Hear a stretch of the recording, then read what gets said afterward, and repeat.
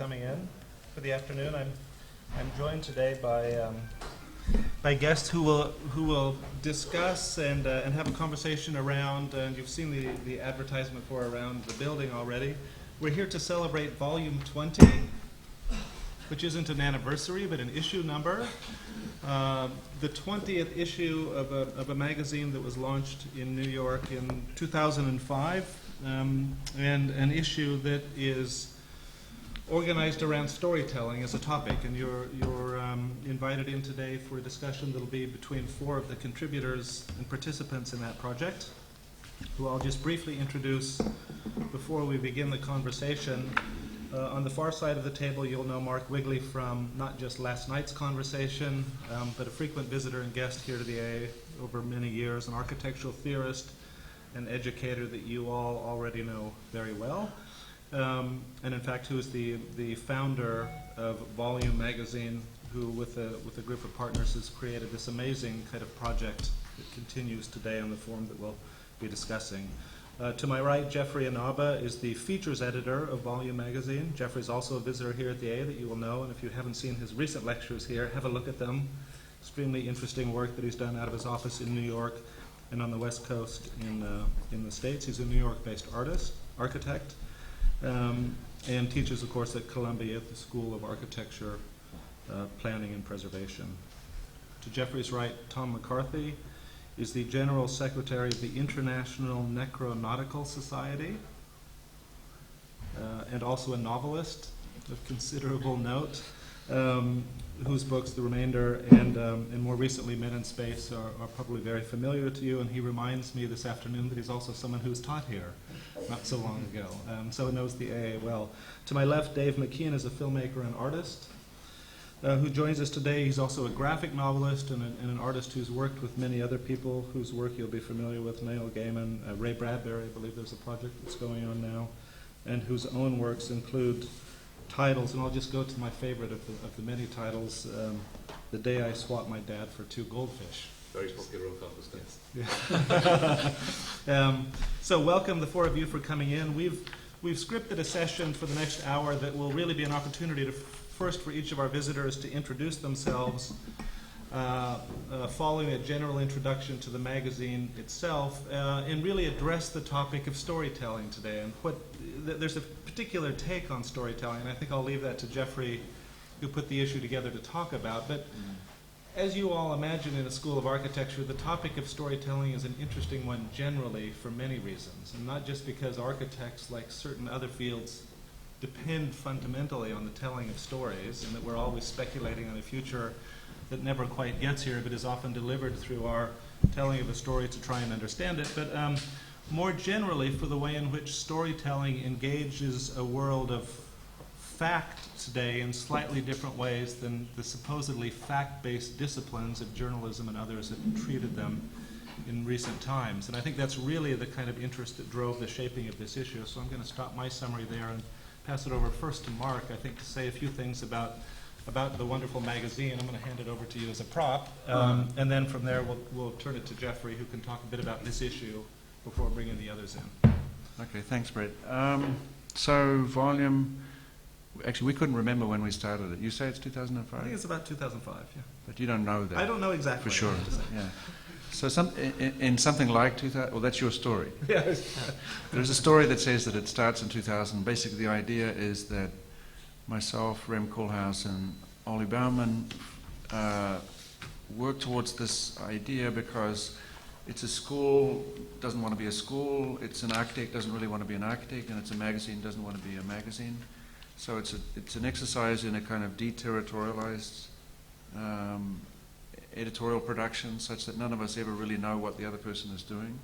But more than that, there is a kind of research wing associated with each of those 3 nodes of the triangle. So CLAB, which Jeffrey directs, Columbia Laboratory for Architecture on the school side, of course AMO on the Koolhaas side, and then originally the Archis Foundation, which was associated with Ole before he became director of NIE. So essentially the idea was to kind of invent a platform, a medium, like a telephone, or not knowing quite how it would be used, but on the assumption that without such unpredictable medium, the conversation would not evolve. And so it's had 20 issues. This is like the first one, right? I'll scroll through them. So it's literally the case that we never know what the next issue is. It's not just a magazine in the sense of something that appears more or less regularly and has the same name. We also produce books, and we started to bootleg Chinese magazines because we just felt like there needed to be some revenge. And it's true actually that the Chinese reaction was really, they were quite disturbed.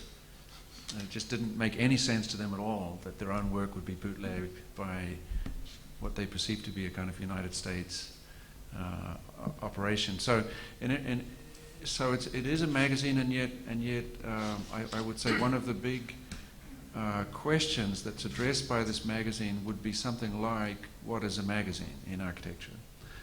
Which meant at the beginning was the idea that the readership, the fictional readership, would not be architects, but would be people just beyond architecture. So the mantra of the magazine was something about going beyond. So the idea was that we should listen and talk to a community that lies just over the other side of the border. But in truth, I think architects don't know what their own border is. So part of what Volume does is try to investigate the possible limits of what constitutes an architectural discourse in order to locate on the other side of those limits a potential audience. This means that in theory, Volume may or may not have an audience. If I had my way, it would have virtually zero audience. But after about 10 years, people would look back and say, that magazine exactly was of its time. Because it seems to me a magazine that's of its time has zero readership. And a magazine that's actually of a previous time has a full readership, because the reader can only subscribe to a magazine that they know to already be good. So in a certain sense, the subscriber doesn't read. They don't have to read. I mean, you subscribe to a magazine because you know it will satisfy you, and because you know it will satisfy you, you don't have to read it. You've already been satisfied by it. So you basically subscribe to a magazine in order to not read it. Right? In the same way that you buy a book because that means you don't have to read it, whereas if you really want to read it, you'd Xerox it and you'd pee on it with your yellow marker to say, I read that, I read that, I read that. So the idea here would be to target a magazine towards a kind of proto-audience that would come later, and then people would after a while look back and try to get hold of this thing. And I know this sort of sounds pretentious, but it also just means producing a magazine that's so pretentious that it doesn't have readers. But that impulse is quite different from Ollie Bauman's, as you can imagine, as an uber Dutch editor, having a big subscriber set is a big issue for him. So basically, one of the dramas in this magazine is coming from the school side as a desire to have no readers, and from the magazine desire, a desire to have a lot of readers. So we compromised around about 10,000. So there's a relatively consistent production of 10,000 copies. We don't have any evidence that anyone has ever read this magazine within that 10,000. And if the readership was to go up to 12,000, we would, from our side, turn up the volume, so to speak, so that it would drop back down, that it would head into sort of a strange territory. So that's the basic kind of principle of the thing. So issue 20 is about storytelling in the context of crisis, and I guess that Jeff will explain the mentality of the issue. But I want to say from my side that, of course, the architect is a storyteller, and only a storyteller. If you remove that aspect of the architect's behavior, which is not about telling stories, there's nothing left. The architect tells stories because the architect. It's very easy to identify an architect in society. An architect is a person who doesn't know what a building is. Everybody else knows what buildings are. They know what a bathroom is, you go and use it, you walk out. For an architect, a bathroom is some kind of complex commentary on contemporary civilization and so on. So for the architect, everything is a mystery. In the same way, and I don't mean something deep by this, you could say a painter is somebody that doesn't know what painting is, so they spend their whole life painting to try to figure it out why they love painting. If an architect is somebody who loves buildings, that means they don't know what they are but are permanently attracted to them. Now, the weird thing about this, if architects are people who don't know what buildings are, are the people for whom buildings are questions, this is a real problem given that the cultural role of buildings is to be an answer. I mean, precisely, architecture is meant to stand in the place of doubt. The obvious example is a tombstone which stands there to, as it were, cover the huge hole of the fact that you simply cannot comprehend the death of somebody that you know. What if the whole city was of that order? What if, in the same way, for example, that when a piece of building falls off, the next time they make the building stronger, or if a building cracks in an earthquake, they try to make it stronger. And what if every building and every piece of the built environment is actually a response to an earlier crisis, right? And it stands in the place of the crisis, so it stands for certainty and order and so on. So what if the whole city is like a whole bunch of tombstones, and they very, very accurately measure our attempt to prevent a previous crisis? Then the architect would be a very particular kind of storyteller. This is somebody who tells stories about the capacity of objects to, as it were, cover or stand in the place of doubt. So we sort of take advantage of the fact that we don't know what buildings are, which therefore we become kind of experts about the thing that we don't know, in order to tactically maneuver the built environment to cover the big areas of doubt. So if you put these two things together, the architect's always a storyteller, and it's always telling stories about the way in which a building might substitute for a crisis, or come after a crisis, or be the sort of figure of holding crisis at bay. Then it seems to me that the concept of crisis is built into every architect's story. Right? So that would be my first point. That we're actually totally into this crisis thing. We're sort of experts in it. We play a particular role, like the fire brigade plays a particular role in relationship to fires. We play a particular role in relationship to the generalized crisis.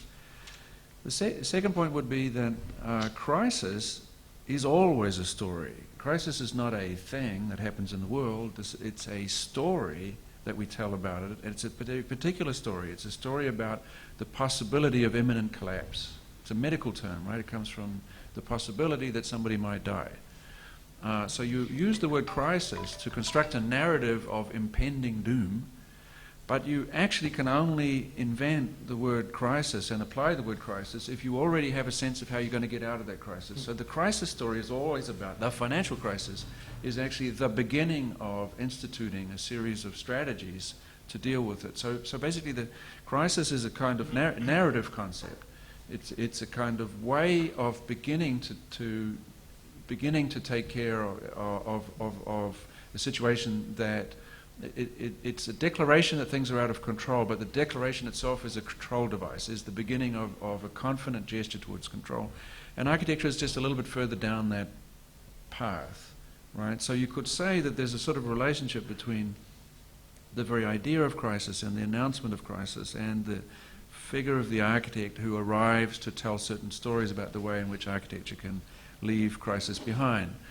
And I guess that's what would be my point here. My point would be that means that every issue of volume is always about crisis and it's always about storytelling. So in a way, volume 20 is a kind of, and obviously so, right? We did special issues on leaks, special issues on power. I mean, we basically, 20 volumes have targeted 20 different aspects of the relationship between crisis and the figure of the architect. Maybe volume 20, which treats crisis as a storytelling, as an opportunity for new ways of telling stories, was therefore a kind of sort of therapeutic issue. It was sort of an issue that took on board what volume is always attempting to do. And I guess that's why the word volume was used in the first place, because the intention was of course the volume awaits the story. The volume is the measure of the space that can be occupied by a story. So in a way, the volume is simultaneously totally unpredictable at an editorial level and totally predictable in the sense that it's always about crisis and it's always about stories. We just keep exploring new ways to do that. Therefore, it's all about repetition, which I'm already doing, so I'm going to stop. Thank you. And so with that introduction to the magazine, Jeffrey, about number 20. Okay, about number 20.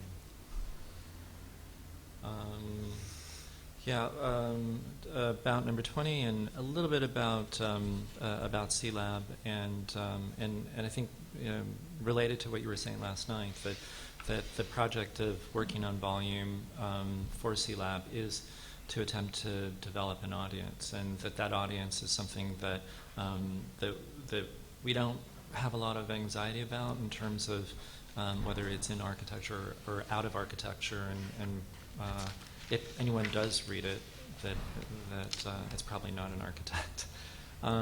So just in the past, some of the things that we've tried to deal with is to look at serious stuff, but to try to communicate it in ways that perhaps are more accessible, that develop from techniques that we as architects all use.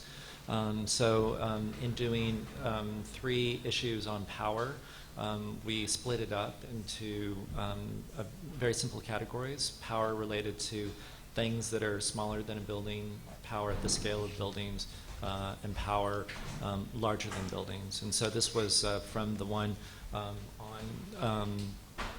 on people. And so we looked at different ways in which people have accoutrements of power, like their haircuts. These are the haircuts of what was then the 100 standing senators in the U.S. And that inventory of different power accoutrements is something that we assembled together to make a hypothetical power kit, where each of the different elements would symbolize a form and tool of power.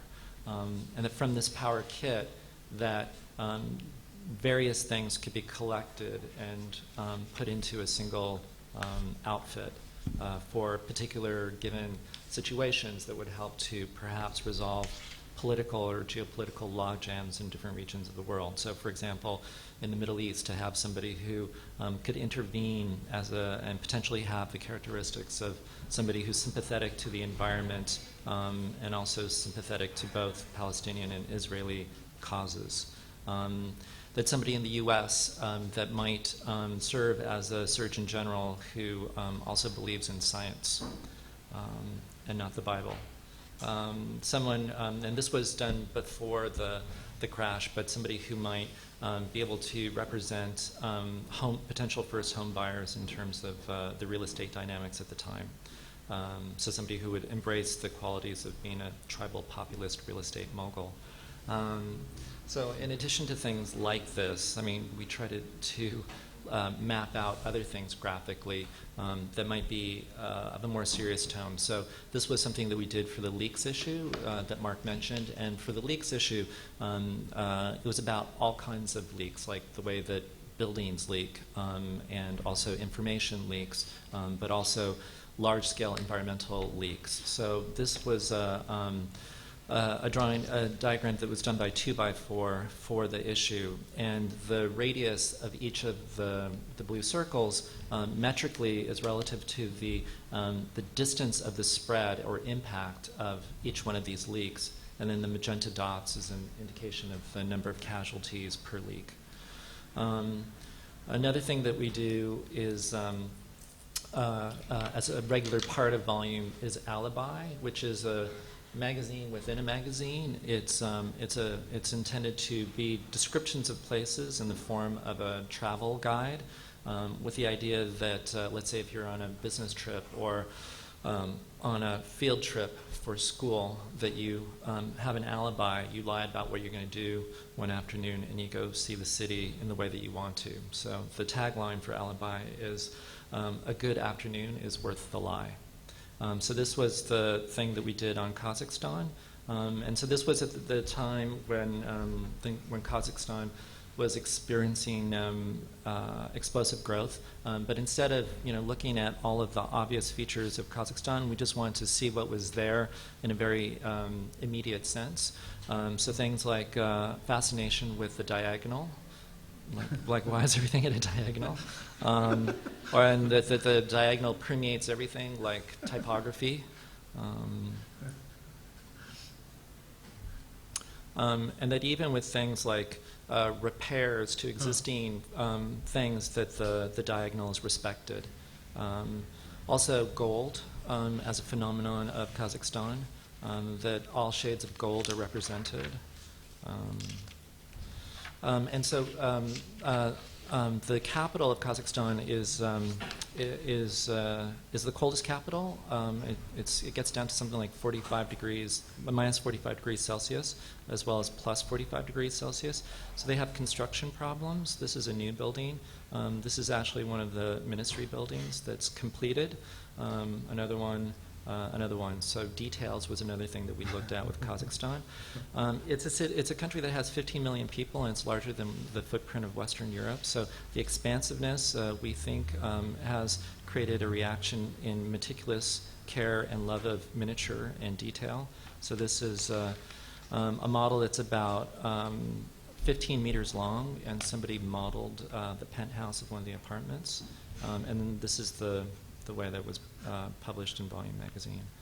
And then recently, as Mark mentioned, we did an issue on the bootlegged urban China as a way to potentially sell more copies in China. And this was right at the beginning of the crisis. And one of the things that we looked at was that we just appreciated the fact that in cinema, not only is there the great art of character development, but also that the backgrounds or the art direction can be a precursor to a crisis moment within a film. And normally that's through skies that are gray or looming. But in fact, when we looked into it, a crisis could strike at any moment, that the weather could vary quite a bit. So this is a montage of different skies within films prior to the moment of crisis. So Wall-E, as well as There Will Be Blood, Dawn of the Dead, Babel, can be all merged together to show that the crisis can strike at any moment. So while on the one hand, fictional accounts seem to be a thing that could portray elements in exacting ways, what we're really shocked by was the fact that in reality that there would be things that would seem almost fantastical. So like in moments of hyperinflation, the value of any one currency will go down, so a country will print notes of higher denominations. So for example, there's a $5 billion Zimbabwe note, also I think a 1 million Zairian note. So this flux between the power of fiction to reveal things and the fictional sensibility of reality was something that we want to explore in dealing with storytelling as an issue. And yeah, as Mark also mentioned, architects are really good at telling stories. And I think for ourselves that this was significant because a lot of the stories, the kinds of stories that architects tell, rely upon facts and data as a way to develop an argument about assessing the current moment and then using that assessment as a way to make a proposition to resolve whatever might be the problem. And what we were struck by, and actually, kind of in a sense, a loss of innocence at the power of data to not explain the situation well with respect to the financial crisis. And we spoke to people in journalism about the profound failure of journalists to follow the accounts that they felt that they should have reported the fact that they knew the crisis was going to happen, but then thereafter, their ability to explain it in factual terms. So our uncertainty of what to believe and what not to believe was one of the impetuses for doing the issue. And in that sense, we thought of storytelling as a parallel way to explain the phenomenon of 18 months ago.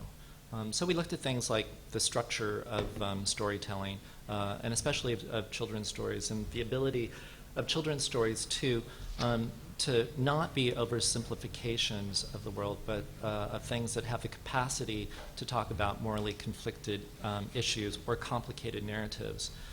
So one of the things that we did was we just looked at the way in which different children's stories have been constructed and effectively simplified over time. So this is the various versions of Sleeping Beauty, which is really amazing in terms of, although we might think of it today as a Prince Charming damsel in distress story, that it involves conflicts of loyalty to family versus romantic love, old allegiances versus new, the question of whether primogeniture ought to be the case in terms of legacy. So we just looked at the way in which different authors had edited down the story over time so that nearly half of what was originally written had been deleted. We also looked at the fact that there was quite a bit of character development in children's stories, things that you may not know. So, for example, that Little Red Riding Hood does a striptease as a way to outfox the fox or the wolf. That Rapunzel and the prince were indeed friends until Rapunzel became pregnant with the prince's child. So, hardly was it the case that characters were oversimplified in terms of being chaste or good-hearted. For example, in Penta,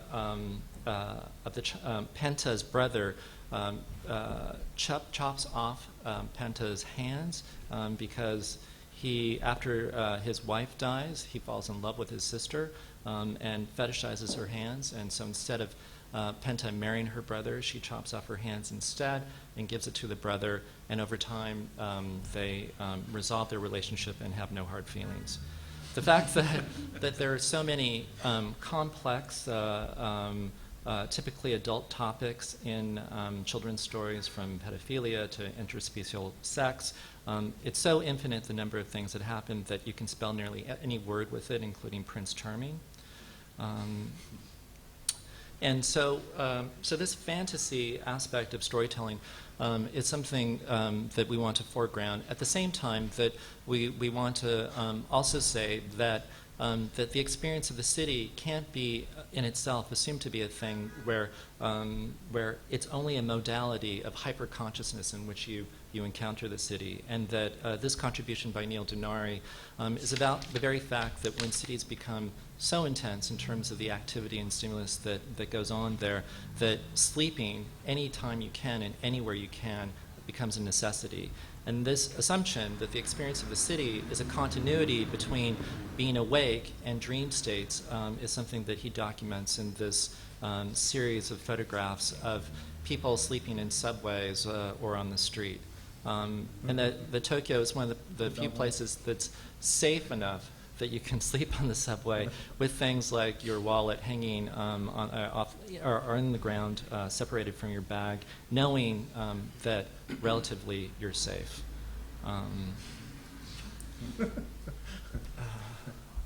So this look at the construction of children's stories, our look at the experience of the city, and other geopolitical conditions was the stepping stone for us to develop stories of our own. So we did one on the housing crisis, which is essentially a mashup of Hansel and Gretel, Rapunzel, and Goldilocks, to talk about the American propensity to seek prosperity through mobility, and on the one hand, and also the desire for home ownership on the other. And in speaking with economists, it was really interesting to find out that people are buying houses in the U.S. and in the U.K. at a much earlier age, which essentially makes them uneconomic in terms of the workforce. In order to pay mortgages and to stay in a place, people will tend to take on jobs that they're not necessarily qualified for, or be overqualified for, and would be reluctant to move to a place where they would be optimized in terms of their skill. And with the housing crisis and people losing their jobs and being turned upside down in terms of the value of their homes and the mortgages that they paid, that this was a psychic crisis in terms of what to do next in terms of one's occupation, as well as where to go, which we a story that we tried to tell allegorically through this mashup of children's stories. And we did these illustrations for all of these as well. So along with the story that we wrote, we did footnotes to the story, which is a more specific explanation of the housing crisis. And then also within the footnotes that you see in the silhouettes are the images of the different houses that were used in the illustrations, all by a Japanese architect named Fujimori. We also enlisted photographers for the issue. These are a series of photos by Todd Ito of foreclosed houses. And for him, the thing that was fascinating was the fact that with many of these bank-owned houses, they were semi-vacated, that there would still be remnants of previous occupants there in the space. And then this is the version of Alibi that appears in volume 20, which is about islands all over the world.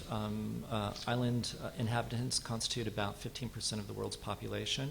And what we did was we, instead of chronicling a specific place like Kazakhstan, what we did was we made up a fictitious island called Ile de San Cristobal de Grout. And what we did was we used that as a condensation of all of the types of struggles and phenomena that are encountered by island cultures throughout the world, everywhere from islands off the coast of Africa to Japan.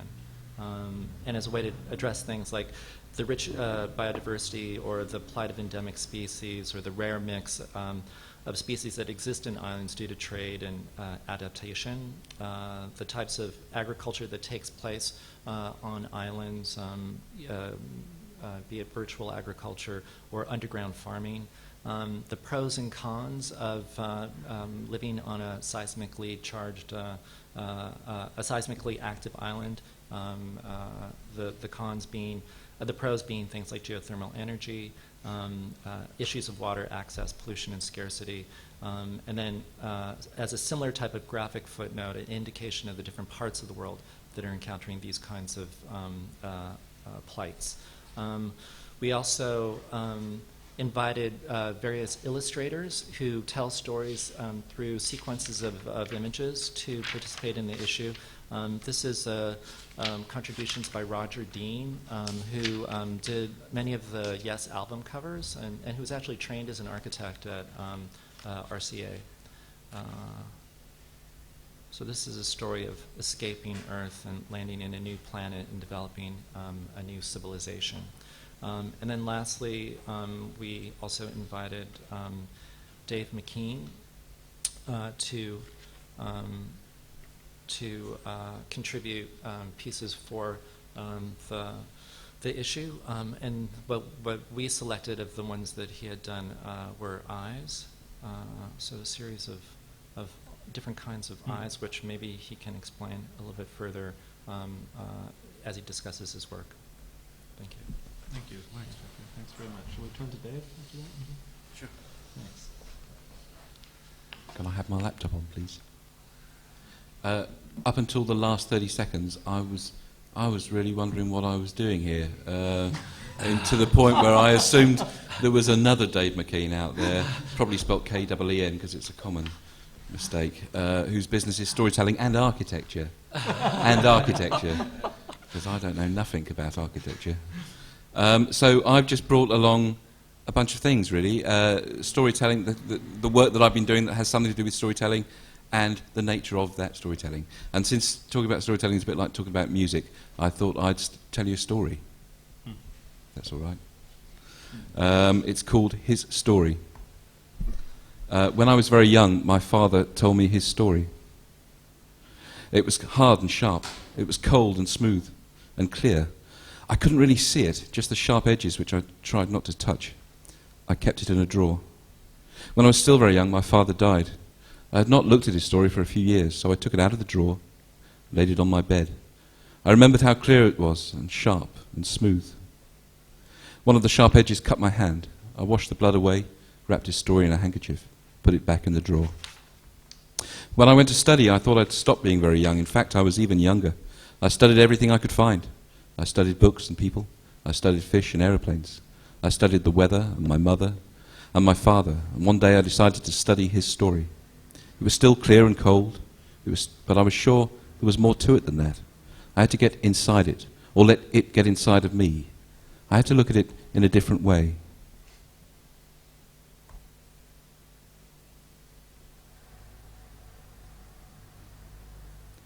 Later, I thought I'd made a mistake. There was some pain, and the way I saw everything seemed to have changed. But I'd taken an important step. I could not go back now. My studies went well. They gave me a piece of paper, which was nice. But the things I had started to see through his story seemed much more important to me. Everything seemed full of light, and the light vibrated between violet and red. I could see separate pieces of colour that made up everything. Everything. It was very exciting. When I was studying, I'd forgotten about my age, but I remembered just how young I was when I left home. Of course, I took his story with me and packed everything else into a crate with all my books and fish and aeroplanes. I bought a small, tall house. I fell in love. I started working hard to pay for the house. Lots of things changed in my life, and all of them I watched reflected in his story. People told me I was still very young when I started to think that I might not be. I had a wife and children. I had lots more fish and many more books. I gave my aeroplanes to my children, so most of them were broken. And I realized that when I looked through his story, I saw a distorted version of the world, a refraction. I realized that nobody else saw the world quite that way. Other people had their own distorted views, but people seemed interested in the way I saw things. So I drew pictures of the things I saw. These other people very kindly gave me more pieces of paper, even paid for my house, which is very nice indeed. But something had changed. Most of his story was deep inside me. It cut through everything. It filled my head. Even though my children were determined to convince me otherwise, I was sure I was still very young when one morning I woke up and realized that I was the same age as my father had been when he told me his story. And my son was nearly as old as I had been when I listened to his story. That was a big shock to me, I can tell you. I don't think I had any breakfast that morning. I don't think I drew any pictures that day. I watched my fish swim. I watched my children play. I watched my wife read through my own eyes entirely. I decided that, if at all possible, I really should try and stay very young forever. Young is a relative term, after all. At least I knew I was not old. There certainly were more cracks in my face, and I realized that I had forgotten bits of his story. Not very important bits. It was still a little worrying. We bought a bigger house with more bedrooms for children, more wall space for bookshelves, a bigger pond for more fish, and a wider cat flap for our fatter cat. I thought a lot more about my own story, which I saw in much sharper focus as everything happened around me. My story seemed very similar to his. In fact, I couldn't really decide which bits were from my story, which bits were from his story. My story seemed to be moving rather faster than his, and it had considerably more fish in it. I was sure I must still be young, because I still had so much life to live. But also I seemed to look back more often than I used to. When I tried to remember his story, I found that I could not see the rainbow colours anymore. I had forgotten what my father's voice sounded like when he told me his story, or how he moved, or how he laughed. My memories all seemed frozen, and cold, and hard. I am still young. Certainly people treat me like a child. Certainly to me people seem to behave more like children. The days fly by, the cat dies, then the next one dies. I sleep, I dream, I get up, I move about. I'm really quite tired. I did wonder one day if I'd remembered to tell my story to my son. I think I did. Yes, I'm sure I did. But I'm also sure that my story was not cold or hard or sharp enough to cut my boy's hand. I haven't thought about that for a long time. It seems a long time ago. In amongst the sleeping and the getting up and the moving about, his story seems to me to have been more like a dream. That's it. So this is just a bunch of other things. Mr. Punch is a book I did with Neil Gaiman. It's interesting to me because it is a litmus test for the difference between a child's perception and an adult's perception. Children remember Punch and Judy. You probably, maybe you have trace memories of Punch and Judy shows. I'm not sure. Most people remember the hitting, that's the way to do it, and the dog and the sausages and the stuff. But nobody tends to remember the plot. And as an adult, if you see a Punch and Judy show, it's astonishing. The plot of Punch and Judy is a man is left in charge of a baby, and he can't stop it from crying, so he kills the baby. And the wife comes back, is not very happy about that, really, so he kills his wife. And the policeman comes to arrest him, and he kills the policeman. It's a relentless, it's a serial killer story, basically. And in this scene, he's tried for murder and sentenced to hang by the neck, and he manages to convince the hangman to hang himself. It's a great scene. But the last scene is the devil comes to take Mr. Punch to hell, and he kills the devil. And the final line in the original traditional script is, and then Mr. Punch is free to spread his words of good cheer to all the children. I mean, this is great stuff. This is my own novel, Cages, which is about belief and about stories and the importance of stories in our lives. There are stories within stories. And it was interesting for me because it was the first book I'd written. And at that point, I'd worked with other writers. And of course, they got mail, from readers. And I was the illustrator. I'm illiterate. I can't read. I never got letters. But for this one, because I was writing it, I started to get mail. And the story was serialized in 10 magazines, 10 parts. And after the third episode, I started to get letters from people saying, oh, yeah, I get this. Yeah, fine. Yeah, fine. Yeah. Yeah. Really irritating, really, because I'm not even a third of the way through here, and I'm getting these, yeah, fine, yeah, letters. So I put this sequence into the fourth part that's completely inexplicable. Makes no sense at all. Which stopped the letters, which was the main purpose of the exercise. And then I've continued to do short comics. I really love comics. It was my first love. In a variety of styles. This is puppeteering objects on the top of a photocopy machine, or simply drawn. Or this is a story I did as a birthday present to myself when I turned 40. And it's just a moan, really. And then this is a recent piece which was written by, it was written anonymously by a young journalist in China about the corruption in AIDS charities there. So the illustrations really just wrap around these first-person stories. Heartbreaking stories. And I ended up buying a bunch of syringes and personalizing them and putting them at the bottom of each one as if every day the blood is everything. The disease is in the blood test tells you you've got it. Most of these poor people got AIDS by selling their own blood, so the blood is the story. These were posters in the underground for the government social work department to try and convince people to become social workers. I think they wanted to use stories again because they're engaging. You get involved in these people's lives. The books and films I've done with Ian Sinclair are another kind of storytelling. I don't know if you know his work, but it's all about layers of meaning, misdirection, myth, fact and faction and fiction merge, and so I have to find visual equivalents for that. This is I'm very happy with this book called The Savage by David Almond. It's a children's book, your young reader's book. And it's told in prose and illustration, but there are moments of comics in there. And David needn't write these moments. The pictures can cover it. For example, this is where the savage is watching these children play and really wanting to have had that childhood, this wild child. And so when they've gone, he goes out and tries to dance like the boy, but I could put a little visual echo underneath of what he saw and remembered.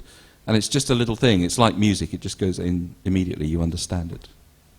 And this is the book I've just done with David called Slog's Dad, a very odd book. It's really only one scene. And the scene is a boy has lost his father, and he's in the park with his mate, and he sees this guy on a park bench, and he's convinced that it's his dad come back from heaven. And he goes over to talk to him, and he says, "Yes, I am." And his mate's very sceptical and asks him questions. What was your wife's name, and what job did you have? And he answers all the questions correctly. And Slog is the name of the boy, and he gives him a hug and wants him to come home, and he says, no, they only give me a certain amount of time. And he says goodbye and leaves. And that's the story. And I couldn't take this on face value as a supernatural event. I just couldn't live with that. And I couldn't take it as this guy playing a really cruel trick on this kid. That seemed to be an awful story as well. So I ended up just putting the text in the book and then just stopping it at moments and playing out these little visual scenes that offer other interpretations. Maybe it's a dream that he's having. Maybe it's a little game that he's having with toys and cutouts in the back garden. Maybe it's he reads a comic book. Maybe he turns all the characters into superheroes. His dad as a superhero coming back to be with him. Maybe it's a game he plays in the woods with some scarecrows. At the end of the book, you really don't know what the hell that was. Where is the fact there? I think all you really take from the book is, this is a kid who really misses his father and really wishes he'd come home. In illustrated books, obviously, I'm not really part of the storytelling, but it's nice to be able to offer interpretations of the characters and an environment for them to exist in. Coraline. Graveyard Book is Neil's most recent book, I think his best book, and books with Ray Bradbury, Homecoming. This was a really lovely project I did with Heston Blumenthal last year, the Fat Duck book. Heston loves children's books and wanted the book to have a sort of Alice in Wonderland picture book feel to it. And so, and get inside his head, that's what actually happens there inside Heston's head, if you ever wondered. I know I did. So it has that sort of Alice in Wonderland feel to it. And I managed to get comics in there again. This is a little tribute to my favourite comic, which is Little Nemo in Slumberland by Winsor McCay, which is over 100 years old now, still absolutely extraordinary. I put these in. I haven't started this project yet. I did these roughs for an agent to go and sell the book. It's the book I'm doing next year with Richard Dawkins. And the book is going to be a series of questions answered both in the ways that humans in the past have answered those questions. What's a rainbow? What's an earthquake? Who was the first man? And then later on, the book, I hope, will blossom out into our best scientific answer to those problems. So that's the part of the storytelling that is unusual for me. A book with John Cale, again, just trying to get inside John's head. It's an autobiography, but really taking the text and pictures for a walk, trying to find visual equivalents for John's life and music. And this is a book I just finished called The Coast Road, which is a story about a woman whose husband left home 2 years ago and disappeared, but appears to be walking through the artworks and photographs and novels and of a bunch of creative people who live on the south coast of England, like this ghost wandering through other people's imaginations. But I wanted it to be a gallery exhibition, so the story is told in a gallery. You walk around the gallery and read letters that she writes, and then there are drawings and paintings and photographs that tell the story. And it works. I'm really happy the way it worked. People walk into a gallery, it's a big white space, they're used to just wandering into the middle, but they almost all just found as soon as they realise that there's a sequence going on, then they backtrack and actually engage in it and spend a lot more time there, actually, with the piece. And finally, the films that I've done. I wanted to make films and trying to find a language that would be mine rather than just another film. This is my first short film called The Week Before, which is about the week God made. Well, it's not the week God made everything. It's the week before God made everything. So it's the week on Monday morning, best intentions to make everything, but couldn't think of anything. Went fishing instead, Invited his neighbour around for a game of cards. And a short ghost story, a small little ghost story called Neon. And then this feature film, Mirror Mask, which was really just the pleasure of walking around a dream city. And then finally, this is the film that I'm on at the moment, which is called Luna. It's a drama, two couples meeting over a long weekend, old friends, but one of the couples lost a child at 1 day old, and they've been lost in grief for those 2 years. And so this is the first time they've socialised at all. And over the weekend, all the toys come out the pram. It gets very emotional, and but the life of the child that was lost is lived in a series of sort of strange fantasy dreams or parallel narrative or daydreams or whatever you want to call them at different ages. So the first one is as a baby, then 6, 12, 18, whatever, and then the ending as an old man dying, as if this was the moment when they didn't stop grieving, but they stopped maybe looking entirely backwards and started to move on. The two men in the film are artists who met at art school, and they draw and they do the surrealist game, the exquisite corpse, where they each start a drawing and then swap and carry on, and that's where the origins of all of these strange dreams, the imagery in the dreams, come from. That's it. Thank you. Thank you. Thanks, Nick. And I'll turn to Tom.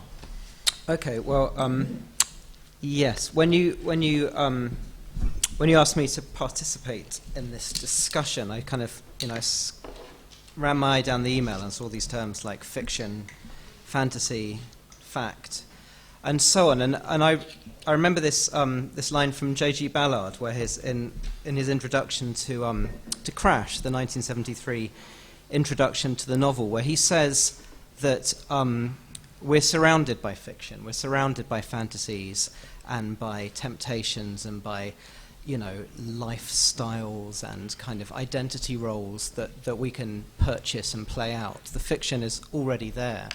Ballard says the writer's task is to invent the real. And I thought that was very good. I mean, I still don't know if I still have problems with this distinction between the fiction and the real, because I mean, for me, I just don't see fiction as something that is set against fact. I mean, if meaning in the world and in society is negotiated and constructed within a symbolic order, which it is, then literature has a hotline to the heart of this. Literature has a hotline. It can hotwire the symbolic order. It has a privileged access right to the core of this, and therefore to the construction, to the negotiation of reality, if not the construction. To put it in a really extreme way, to put it in a Greek way, the Oresteia, for example, doesn't, the Orestean trilogy, the Greek tragic trilogy by Aeschylus, it doesn't simply represent ideas that are in the world about justice. It produces them. It doesn't represent justice. It produces justice. It puts it into the world. So, but you asked me to talk about, those are just some preliminary couple of thoughts, but you asked me to talk about two of my own projects. The first one was the INS, or International Necronautical Society, which kind of makes sense to talk about that in this context, because it is a fiction, and yet it's also real at the same time. There's no kind of contradiction between those two. I mean, it came about 10 years ago because I guess I kind of grown up on, I just really love Kafka, basically, and I really like William Burroughs and Joseph Conrad and Thomas Pynchon and lots of writers in which, whose work kind of revolves around this fascination with bureaucracy and systems of control, and in Kafka's case, and Burroughs's, kind of committees and subcommittees and sub-subcommittees, this kind of proliferating bureaucracy.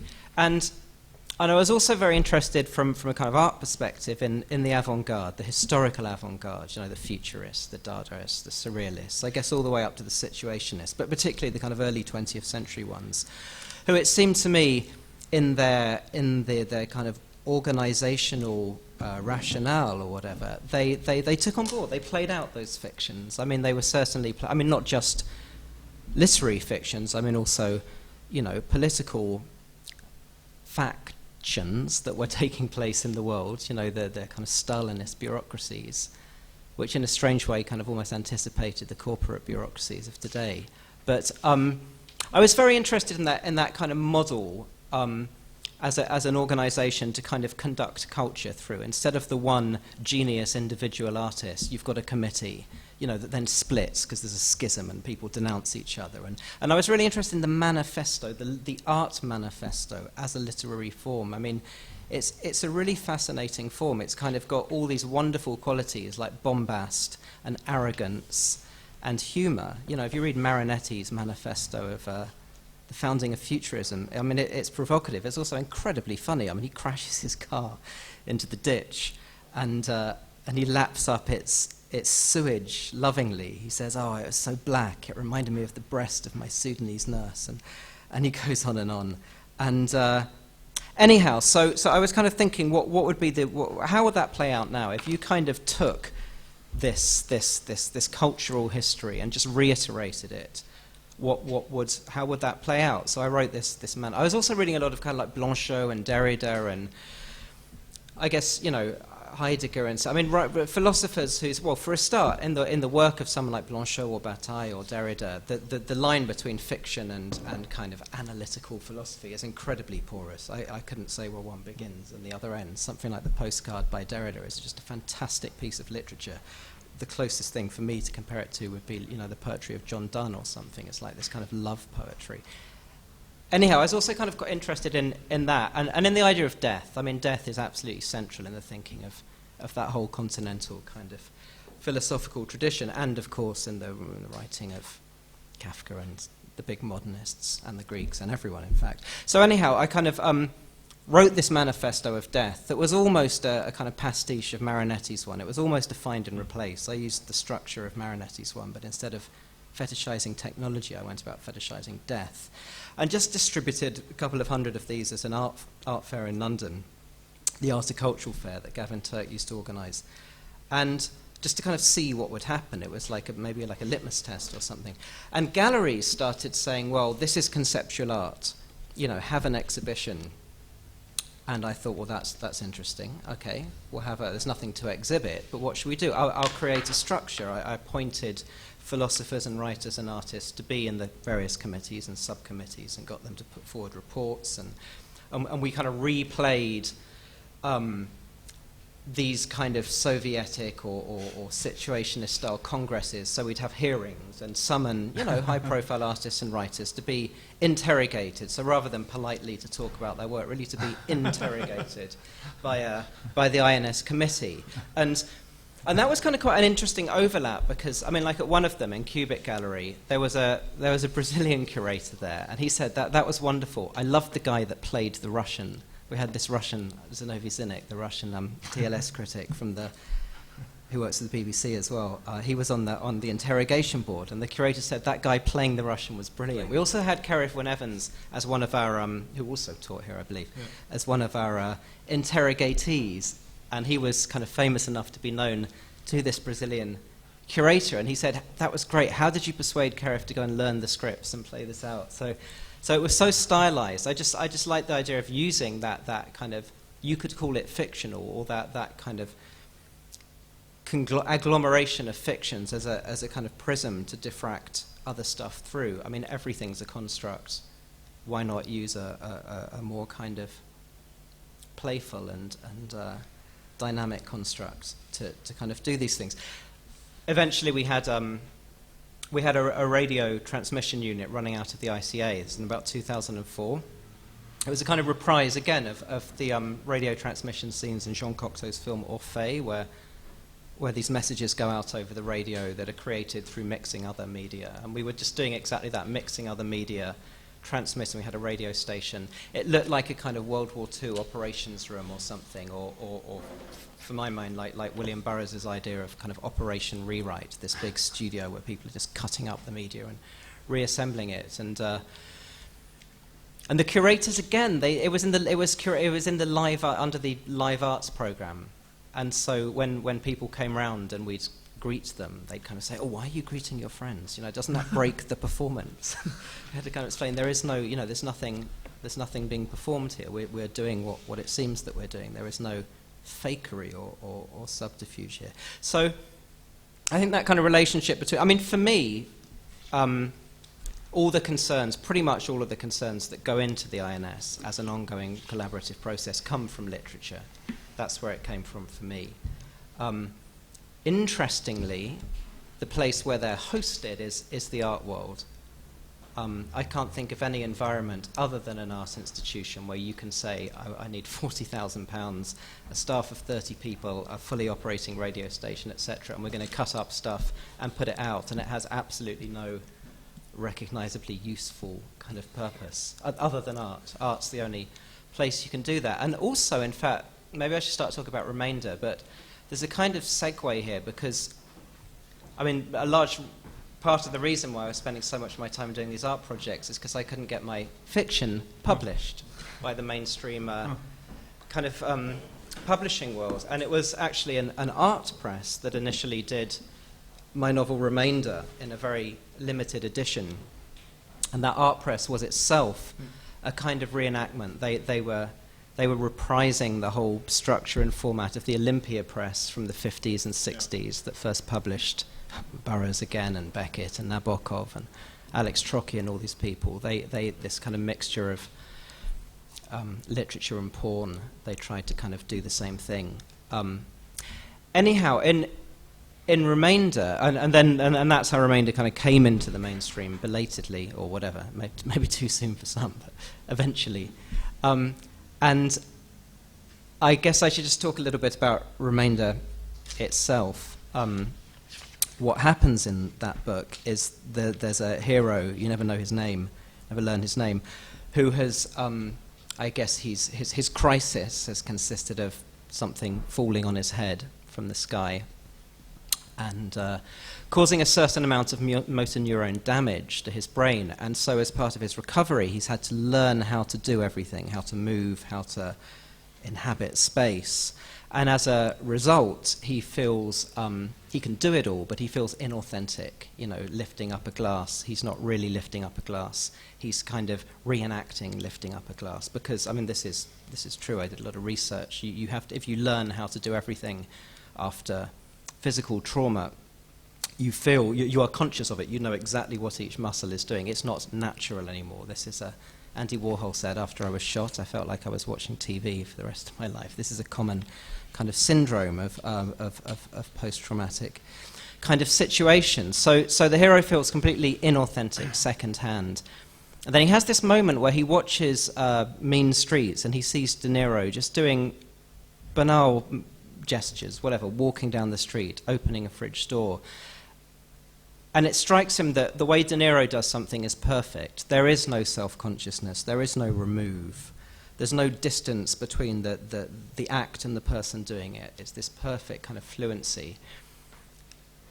Of course, he's completely wrong because De Niro is in a movie. It's as fictitious as you get, and he's probably done 20 takes, But still, this is the absolute conviction of the hero. It was kind of funny, lots of critics read it as a very postmodern book because it's all about, being in media culture and stuff. But I was thinking of Don Quixote by Cervantes, which is kind of exactly the same. I mean, the hero has read loads of these tuppenny novels about brave knights that run around rescuing maidens and battling giants and so on. And he goes, that's real. I'm just some schmuck. I'm not authentic. To be authentic, you have to do that.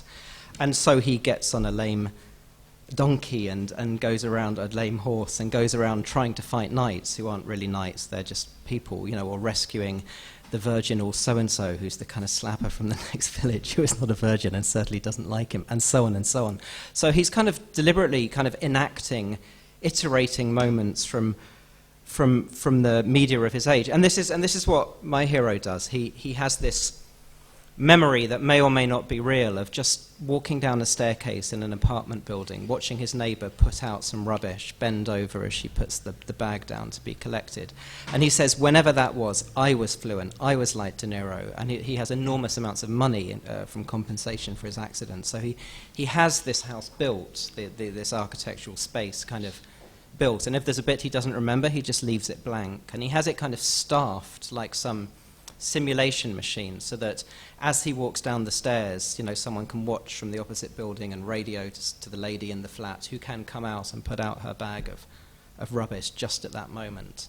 And then he kind of, if he likes it, he says, let's do it again and again and again. So the architecture becomes space in which kind of fictions can pulse. But I'd even want to abandon the whole notion of fiction maybe here and replace it with something like iteration, or enactment. The idea that there is narrative everywhere, and what the subject can do is somehow kind of iterate that, or iterate a possible moment within that narrative. The hero of Remainder, he like a junkie, he needs a bigger and bigger hit. So once just walking past the neighbour isn't enough anymore, he becomes fascinated with a drug dealer shooting another drug dealer in the street on the corner where he lives, and he has that reenacted with himself in the victim's role again and again and again, so he can kind of inhabit that event space. In the end, he decides that he wants to reenact a bank heist. That would be the ultimate kind of authentic event. And he does a lot of research into bank robberies and finds out that they're always already reenactments. I mean, bank staff are very highly trained. There is a protocol of exactly what you do. There are 7 rules that you learn. Any bank teller will know this. And any robber worth their salt knows this, and the bank staff know they know, and the robbers know they know they know. So your classic bank robbery follows an action-reaction pattern. A does this, B does that, A does that, and the whole thing's run its course. And what everyone hopes won't happen is the random element, the have-a-go hero, the member of the public becoming hysterical or whatever. Nobody wants that.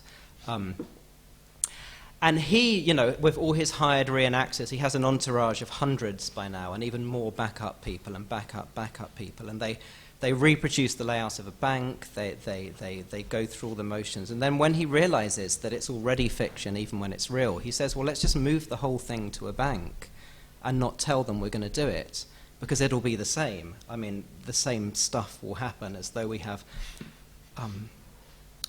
reenactors simulating bank staff as if we have real bank staff. So that's what they do. So in law, he robs a bank, basically. But he manages it so that none of his collaborators know that they're robbing a bank. They all think the whole thing is a simulation. And in order to do that, he has to feed them different narratives. He calls it like narrative 1, narrative 2, narrative 3, to explain why we're moving from the studio to the... and so on and so on. And in this bank heist, it does go wrong. Things start going wrong, a gun goes off, people start getting killed.